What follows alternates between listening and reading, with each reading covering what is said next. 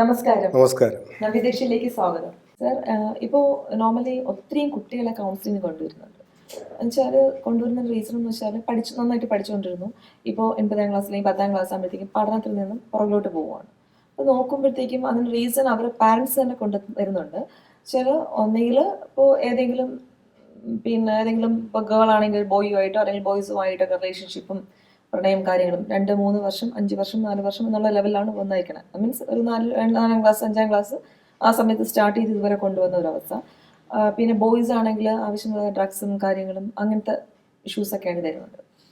അപ്പോൾ നമ്മൾ കൗൺസിലിംഗ് കൊടുക്കുന്നുണ്ട്. കൗൺസിലിംഗ് എന്ന് പറയുമ്പോൾ ഒരു പരിധി വരെ അവർക്കത് ഇന്നത്തെ ജനറേഷൻ അത് അവരുടെ ഉപദേശം രൂപേണ അവരത് കാറ്റിൽ പറത്തി കൊണ്ടുപോകുന്നൊരവസ്ഥ.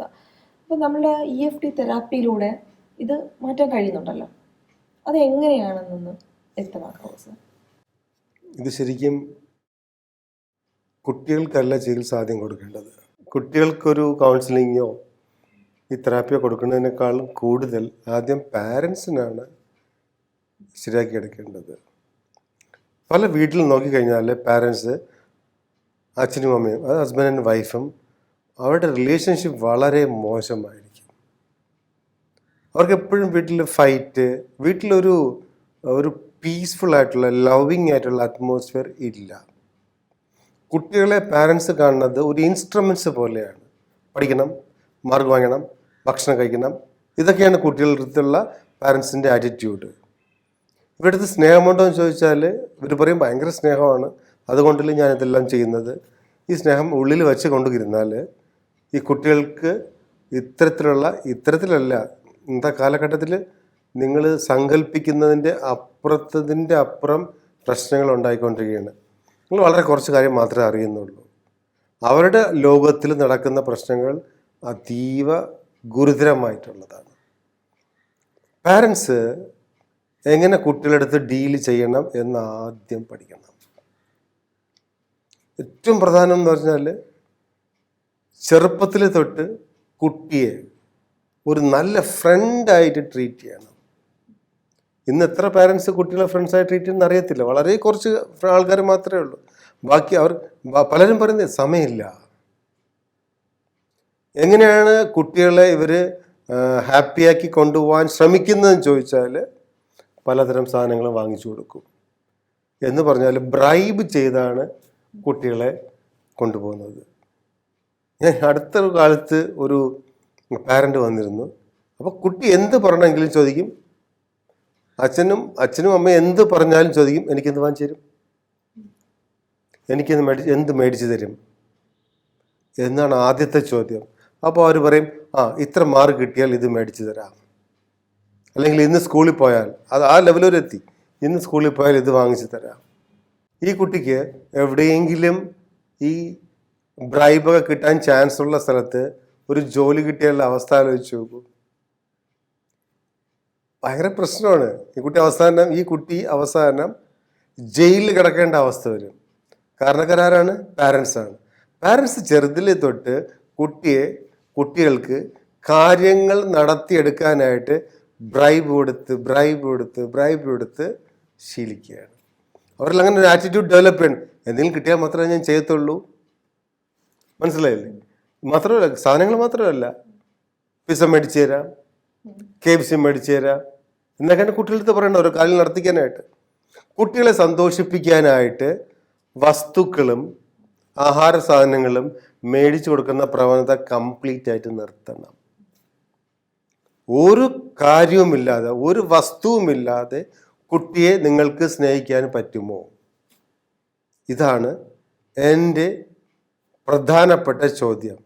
കുട്ടികൾക്ക് ഒന്നും കൊടുക്കാതെ നിങ്ങൾക്ക് സ്നേഹിക്കാൻ പറ്റുമോ? വളരെ സിമ്പിളാണ്. കുട്ടികൾക്ക് ഒന്നും കൊടുക്കേണ്ട ആവശ്യമില്ല സ്നേഹിക്കാനായിട്ട്. കുട്ടികളുടെ ഒരു കാര്യം മാത്രം കൊടുത്താൽ, നിങ്ങളുടെ ചെവി മാത്രം കൊടുത്താൽ മതി കുട്ടികൾക്ക്. നിങ്ങൾക്ക് ആ ചെവി കൊടുക്കാൻ സമയമില്ല.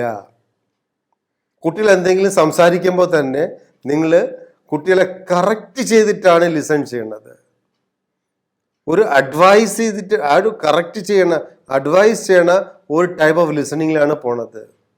ഒരു വ്യക്തി എന്തെങ്കിലും സംസാരിക്കുമ്പോൾ ഒരു വ്യക്തി, വളരെ ശ്രദ്ധിച്ച് കേൾക്കണം, ഒരു വ്യക്തി എന്തെങ്കിലും സംസാരിക്കുമ്പോൾ അയാൾക്ക് നിങ്ങളുടെ ഭാഗത്തുള്ള അഭിപ്രായം വേണ്ട, നിങ്ങളുടെ അഡ്വൈസ് വേണ്ട, നിങ്ങൾ കറക്റ്റ് ചെയ്യേണ്ട, ജസ്റ്റ് ഇയാൾ കേട്ടുകൊണ്ടിരുന്നാൽ മാത്രം മതി. കേട്ടുകൊണ്ടിരുന്ന് നോക്കൂ, ആ കുട്ടി ഏറ്റവും ബെസ്റ്റ് ഫ്രണ്ടായിട്ട് നിങ്ങൾക്ക് മാറാൻ പറ്റും.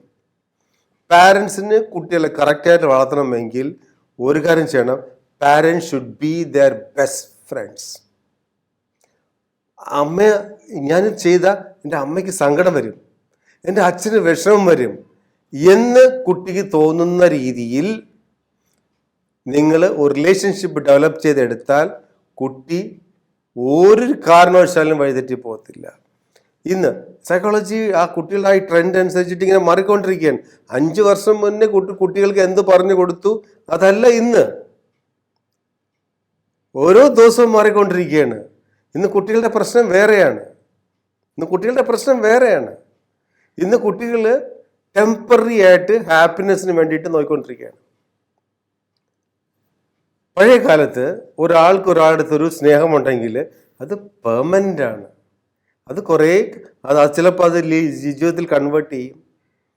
ആ കല്യാണം കഴിച്ചില്ലെങ്കിൽ 2 ആളും ജീവിതാവസാനം മുഴുവൻ സങ്കടപ്പെട്ട് ജീവിക്കും. ഇന്നത്തെ കുട്ടികൾ നോക്കി നോക്കൂ, വളരെ വിചിത്രമാണ്. അവർക്ക് 2 മാസം ഒരാളുമായിട്ട് അവരെന്തെങ്കിലും പറഞ്ഞ് ബ്രേക്കപ്പായി പുതിയൊരു റിലേഷൻഷിപ്പ്, അത് 2 മാസം കഴിയും, അത് ബ്രേക്കപ്പായി പുതിയ റിലേഷൻഷിപ്പ്. എത്ര വിചിത്രമായിട്ടുള്ള കാലഘട്ടത്തിലാണ് നമ്മൾ ജീവിക്കുന്നത്. ഇന്ന് മറ്റ് ലഹരി പദാർത്ഥങ്ങളുടെ കാര്യത്തിനെ പറ്റി എനിക്ക് പബ്ലിക്കായിട്ട് പറയാൻ കുറച്ച് വിഷമമുണ്ട്. അത്ര മോശപ്പെട്ട രീതിയിലാണ് ഈ കാലഘട്ടത്തിൽ കുട്ടികൾ കടന്നു പൊയ്ക്കൊണ്ടിരിക്കുന്നു പറയാൻ പറ്റില്ല, സഫർ ചെയ്യണത്. ആരാണ് കാര്യക്കാർ? പാരൻസ് കുട്ടീനെ കൊണ്ട് ഏറ്റവും ബെസ്റ്റ് സ്കൂളിൽ കൊണ്ട് ചേർക്കും, ഏറ്റവും ബെസ്റ്റ് ഡ്രസ്സ് മേടിച്ചു കൊടുക്കും, ഏറ്റവും വില കൂടിയ ബാഗ് മേടിച്ചു കൊടുക്കും, ഏറ്റവും ബെസ്റ്റ് ഗാഡ്ജറ്റ്സ് മേടിച്ചു കൊടുക്കും, ഏറ്റവും ബെസ്റ്റ് ഫുഡ്സ്, അവർ പറഞ്ഞ ഫുഡ് മേടിച്ചു കൊടുക്കും. ഒരു കാര്യം കൊടുക്കാൻ നിങ്ങൾ വിട്ടുപോയി. എന്താണ്? നിങ്ങളുടെ സമയം കൊടുക്കാൻ നിങ്ങൾ വിട്ടുപോയി. കുറച്ച് സമയം അവിടെ ഇരുന്ന് അവൻ പറഞ്ഞ കേട്ട്, ആ കുട്ടി പറഞ്ഞത് കേട്ട് സന്തോഷമായിട്ട് അവൻ്റെ കൂടെ ഇരിക്കാൻ നിങ്ങൾക്ക് പറ്റുന്നില്ല. അവിടെ പരാജയപ്പെടുന്ന നിങ്ങളല്ല, കുട്ടികളാണ് പരാജയപ്പെടുന്നത്. ആ കുട്ടിയുടെ മാനസിക സംഘർഷം നിങ്ങൾക്ക് അറിയുന്നില്ല. അത്തരത്തിലൊരു മാനസിക സംഘർഷം ഉള്ളത് കൊണ്ടാണ് ഇത്തരം കാര്യങ്ങളെല്ലാം കുട്ടി ഏർപ്പെടുന്നത്. ആ കുട്ടി റിയലൈസ് ചെയ്തില്ല. ആ കുട്ടി കുറെ കൂടെ വളർന്ന് ഒരു 30-35 ഇയേഴ്സ് ആകുമ്പോൾ ആ കുട്ടിക്ക് ഉണ്ടാകാൻ പോകുന്ന ഒത്തിരി മാനസിക പ്രശ്നങ്ങളുണ്ട്. ഒരു ഫീലിംഗ് ഓഫ് ഐസൊലേഷൻ, ചെറിയ കാര്യത്തിന് സ്ട്രെസ്, ഡിപ്രഷൻ. ഇന്ന് ലോകത്തിൽ മാനസിക പ്രശ്നങ്ങളുള്ള ആൾക്കാർ വൻതോതിൽ വർദ്ധിച്ചുകൊണ്ടിരിക്കുകയാണ്. ഈ കോവിഡ് സ്പ്രെഡ് ചെയ്യുന്നതിനേക്കാളും ഫാസ്റ്റായിട്ടാണ് മെൻ്റൽ ഹെൽത്ത് ആൾക്കാർക്ക് ഇല്ലാതായിക്കൊണ്ടിരിക്കുന്നത്. വളരെ ഫാസ്റ്റായിട്ട് സ്പ്രെഡ് ചെയ്യണം. ഇത് കറക്റ്റ് ചെയ്യേണ്ട സ്പേസ് എന്ന് പറഞ്ഞാൽ പാരൻസാണ്. Right parenting. ഈ പാരൻറ്റിങ് കറക്റ്റായിട്ട് കൊടുത്താൽ മാത്രമേ, എൻ്റെ സജഷൻ, ശരിയായ രീതിയിൽ കുട്ടികളെ വളർത്താൻ പറ്റില്ലെങ്കിൽ ദയവായി ആ കാര്യത്തിനെ പറ്റി ചിന്തിക്കരുത്. കാരണം ഒരു കുട്ടിയെ റോങ് ആയിട്ട് വളർത്തുമ്പോൾ ഈ കുട്ടി അനേകം കുട്ടികളെ കൂടെ സ്പോയിൽ ചെയ്യും, ഒരു സമൂഹത്തിനെ തന്നെ ചീത്തയാക്കും. കാരണക്കാർ നിങ്ങൾ അച്ഛനും അമ്മയുമാണ്. വളരെ ശ്രദ്ധിച്ചിട്ട് വേണം ഒരു കുട്ടി വേണോ വേണ്ടേ എന്ന് തീരുമാനിക്കാൻ. ഒരുപാട് സമയം കുട്ടി കൊടുക്കാനുണ്ടെങ്കിൽ മാത്രമേ അതിനെപ്പറ്റി ചിന്തിക്കാവൂ. കുട്ടികളെ നന്നായിട്ട് വളർത്താനായിട്ട് ഒരുപാട് വഴികളുണ്ട്.